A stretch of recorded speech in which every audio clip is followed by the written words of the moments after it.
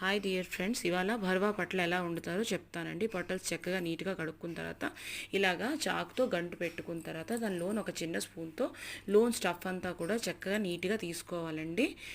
చక్కగా ఇగో ఇలా తీసుకోవాలి. చిన్న స్పూన్ పెట్టుకోండి చాలు. చక్కగా ఇలా తీసుకోండి. ఇవి చాలా టేస్టీగా ఉంటుందండి. నార్త్ ఇండియాలో అయితే చాలా చాలా ఫేమస్. నార్త్ ఇండియన్ ఫుడ్ ఇది చాలా ఫేమస్ అండి. ఇలా కట్ చేసుకున్న ఉల్లిపాయలు, అల్లం తెల్లుల్లి పేస్ట్, మన స్టఫ్ ఉంచండి చూడండి, పొట్టల నుంచి తీసాం. అది ఉప్పు, కారం, ధనియాలు, జీలకర్ర పొడి, ఒక్క స్పూన్ ఆయిల్ వేసి బాగా మిశ్రమానికి చేత్తోనే కలుపుకోండి. బాగా మిక్స్ చేసుకోండి. చేత్తో మిక్స్ చేసుకొని ఒక స్పూన్ ఆయిల్ వేసి పచ్చివాసన పోయేదాకా వేయించుకోండి.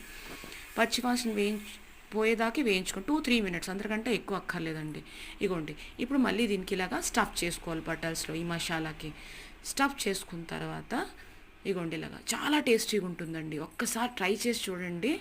మీరు ఛానల్ కొత్త అయితే మటుగా please subscribe my channel and like this video. మీకు నచ్చితే ఒకసారి ఇంట్లో ట్రై చేయండి. చాలా టేస్టీగా ఉంటుందండి. ఇది చాలా చాలా టేస్టీ. ఇంట్లో అందరూ కూడా లొట్టలు వేసుకొని తింటారండి. ఇది చక్కగా లో ఫ్లేమ్లో ఆయిల్ వేసుకొని లిడ్ పెట్టుకొని మూత పెట్టుకొని వేయించుకోండి. ఇగోండి మన bharwa patal ready. Thank you so much watching my video. ఇంకో మంచి వంట మంచి వీడియోతో కలుద్దాం.